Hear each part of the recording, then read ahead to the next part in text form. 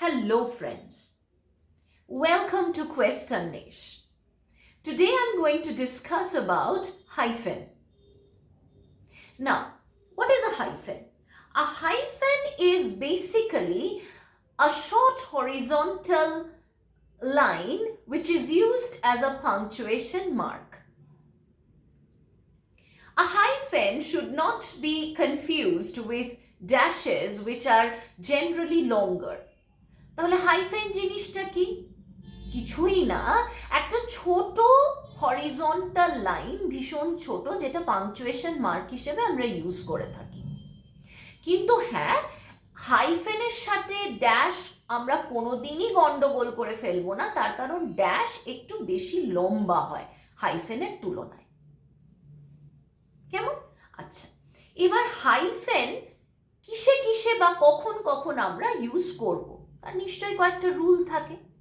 Rule number 1, we use a hyphen to connect or link two words into a compound word.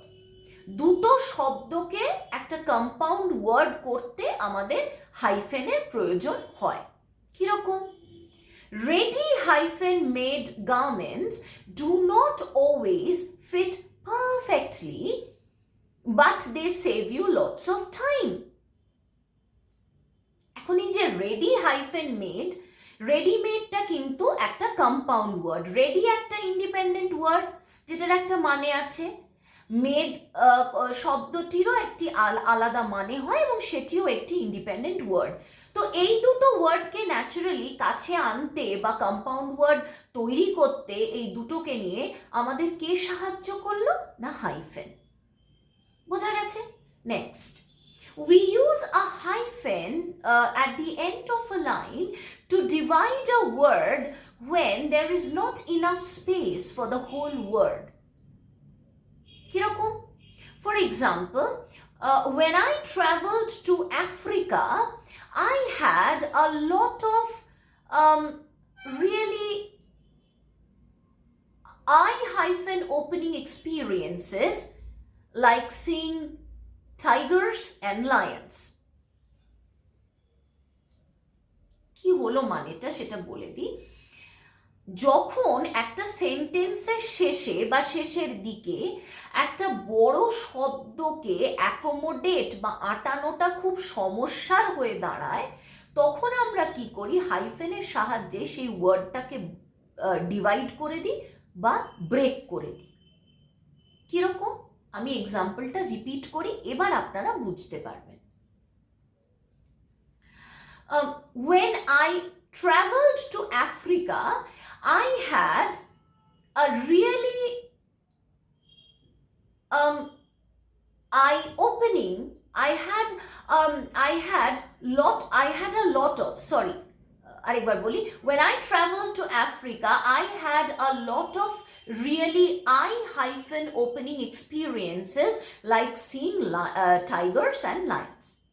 এখন এই যে I hyphen opening, এটা যদি hyphen না দিই, একসাথে বলি আই ওপেনিং, তাহলে ব্যাপারটা অনেকটা বড় হয়ে যেত এবং হয়তো আটানোটা মুশকিল হয়ে যেত। ন্যাচারালি আমরা কি করলাম? আই হাইফেন ওপেনিং করে কম্পাউন্ড ওয়ার্ড রূপেই আমরা সেটাকে ইউজ করলাম, কারণ আই কথাটার মানে একরকম, একটা ইন্ডিপেন্ডেন্ট ওয়ার্ড, ওপেনিং মানেও ইন্ডিপেন্ডেন্ট ওয়ার্ড। একসাথে ওয়ার্ডটা ইউজ না করে একেবারে হাইফেন দিয়েই আমরা ওয়ার্ডটা ডিভাইড করে ইউজ করলাম। Number 3, whenever we use a prefix or a suffix, we will definitely use a hyphen to separate the prefix or the suffix from the root word. হ্যাঁ, এখন প্রশ্ন উঠতেই পারে যে ম্যাডাম আপনি তো বলছেন সাফিক্স আর প্রেফিক্স, কিন্তু এই সাফিক্স আর প্রেফিক্সটা কি সেটা তো আমরা জানি না। No worries. আচ্ছা, আমি এক্ষুনি বুঝিয়ে দিচ্ছি আপনাদের। প্রেফিক্স কাকে বলে? Prefix is nothing but a half word that is placed before a word to modify its meaning. Prefix যেরকম ফর এক্সাম্পল ডায়াবেটিক কথাটার একটা মানে আছে, তাই তো? এবার যখনই আমরা প্রি হাইফেন ডায়াবেটিক বলছি, তখনই কিন্তু মানেটা বদলে যাচ্ছে। ডায়াবেটিক হওয়ার আগের স্টেজটাকে বলে প্রি ডায়াবেটিক, তাই তো? তাহলে এই প্রিটা আমাদের প্রেফিক্স, যেটা রুট ওয়ার্ড বা মেন ওয়ার্ড ডায়াবেটিকের আগে বসছে, নিয়ে মানেটাকে বদলে দিচ্ছে মেন ওয়ার্ডটার। বোঝাতে পেরেছি? নেক্সট, সাফিক্স কাকে বলে? ভীষণ simple. Suffix is generally placed at the end of a particular word. কিরকম? স্যাডনেস, এই যে নেস কথাটা, বা কোনো শব্দ হয়তো ধরুন ly দিয়ে শেষ হলো, তাহলে এই যে NESS, ly এগুলো হচ্ছে সাফিক্স, যেটা একটা ওয়ার্ডের শেষে বসে।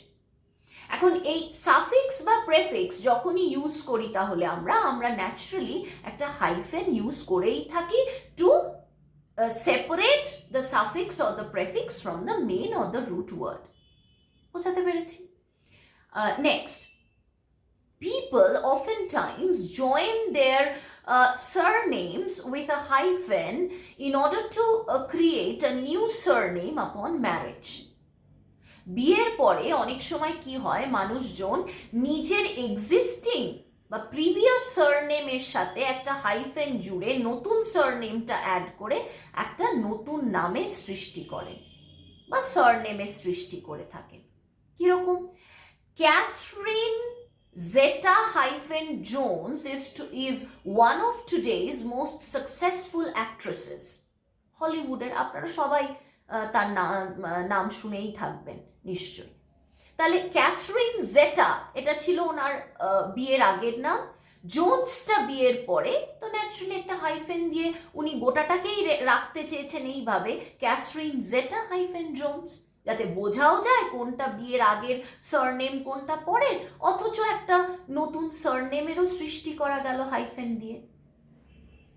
Lastly, friends, whenever we spell out a fraction in a text, we use or we apply a hyphen. যখনই টেক্সচুয়াল কনটেক্সটে অথবা টেক্সটের ক্ষেত্রে আমরা কোনো ফ্র্যাকশনের কথা বলি, তখন আমরা হাইফেন ইউজ করে থাকি। কিরকম বলে দিই, 2/3, হ্যাঁ, 2 hyphen thirds, 2/3 of cats react strongly to catnip, but the others do not care about it at all. বোঝাতে পেরেছি? এখন 2 hyphen thirds এটা তো একটা ফ্র্যাকশন ন্যাচারালি, যেই না ফ্র্যাকশনের কথা আমরা এইভাবে বলছি একটা সেন্টেন্সে, তখন ন্যাচারালি ফ্র্যাকশনের ক্ষেত্রে আমরা একটা হাইফেন দিচ্ছি, দিয়ে ব্যাপারটা বোঝাচ্ছি। কেমন? Thank you very much, friends, for watching my video from first to last once again and giving me your valuable time.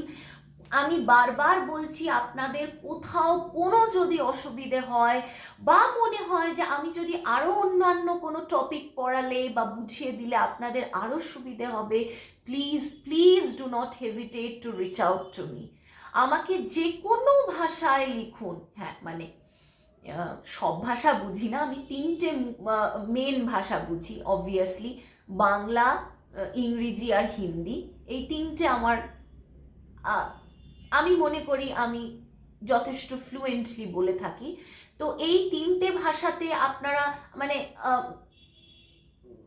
আমাকে লিখে পাঠান, আমি ডেফিনেটলি রিভার্ট করব, এবং অ্যাট দি আর্লিয়েস্ট যত তাড়াতাড়ি সম্ভব। সাবজেক্ট রিলেটেড যা কোয়ারিজ প্লিজ আমাকে জানান, আমি ডেফিনেটলি আপনাদের আপ্রাণ চেষ্টা করব সাহায্য করার। Thank you very much and good bye.